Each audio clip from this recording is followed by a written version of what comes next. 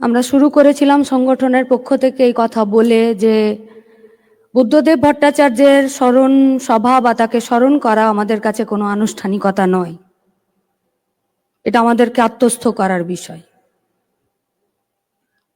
এনআরএসে ওনার দেহদানের পরই এ রাজ্যের ছাত্র যুব আন্দোলনের সাথীরা এ রাজ্যে আরও একটি দুর্নীতির গাড়ি আটকে ছিল। কমরেড মোহাম্মদ সেলিম, আমাদের সংগঠনের প্রাক্তন নেতৃত্ব, বলেছেন যে আজকের আমাদের স্মরণ সভা শপথের সভা। বাইরে ফিরে উচ্চারিত হচ্ছে উই ওয়ান্ট জাস্টিস। সমস্ত দুর্নীতি, না ইনসাফির গাড়ির চাকা বুদ্ধদেব ভট্টাচার্য, দীনেশ মজুমদারদের সংগঠনের সাথীরা আটকে দেবে, এটাই আমাদের শপথ। আমাদের কাছে সংগঠন কোনো বিল্ডিং নয়, আমাদের কাছে সংগঠন প্রয়োগ, বাস্তবতা, আদর্শ, অবিচল থাকা আমাদের প্রাক্তনীরা, আমাদের নেতৃত্বরা। আমরা তাদেরকে দেখে সংগঠন বুঝি, তাদেরকে দেখে সংগঠন শিখি, তাদেরকে দেখে লড়াইয়ের মাটিতে পা শক্ত করে দাঁড় করানোর কথা আমরা বুঝি। কখনো দৃঢ়, কখনো মোমের মতো নরম।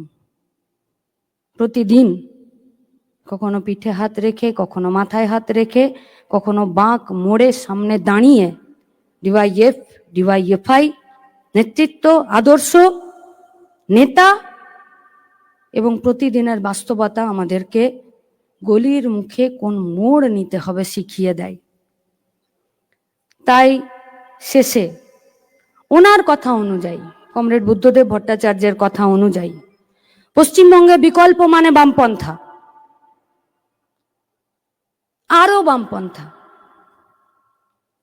আমরা আলোর দিকে যেতে চাই, অন্ধকারের দিকে নয়। আমরা জোরের সাথে বলতে পারি বামপন্থাই ভবিষ্যৎ। দুনিয়ার ভবিষ্যৎ আমেরিকা নয়, বামপন্থা। ভারতের ভবিষ্যৎ প্রতিক্রিয়াশীল দক্ষিণপন্থী বা বিজেপি বা আরএসএস নয়, বামপন্থা। পশ্চিমবঙ্গের ভবিষ্যৎ দুর্নীতিবাজ, দুষ্কৃতিরাজ অন্য কেউ হতে পারে না, তাদের নামও আমরা নিতে চাই না আজকে আমাদের এই শপথের সভা থেকে। পশ্চিমবঙ্গের ভবিষ্যৎও বামপন্থা। তাই আদর্শের মৃত্যু হয় না, অস্ত্রবলের থেকেও বড় মতাদর্শ। এই আদর্শ নিয়েই আমরা পথ হাঁটা শুরু করেছিলাম। বামপন্থার কখনো মৃত্যু হয় না এবং এটা ঐতিহাসিকভাবেই সত্য, অনিবার্য। নতুন ভাবে বামপন্থার উত্থান ঘটছে দুনিয়া, দেশে, পশ্চিমবঙ্গের মাটিতে।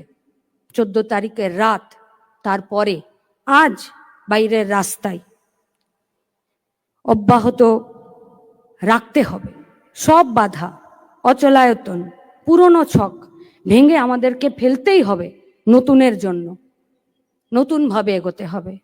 তাই আমাদের স্লোগান, আমাদের সংগঠনের প্রতিষ্ঠাতা সম্পাদক বুদ্ধদেব ভট্টাচার্যের স্লোগান, সামনে লড়াই, তৈরি হও। এ লড়াই বাঁচার লড়াই, এ লড়াই জিততে হবে। কমরেড বুদ্ধদেব ভট্টাচার্য লাল সেলাম, কমরেড বুদ্ধদেব ভট্টাচার্য অমর রহে।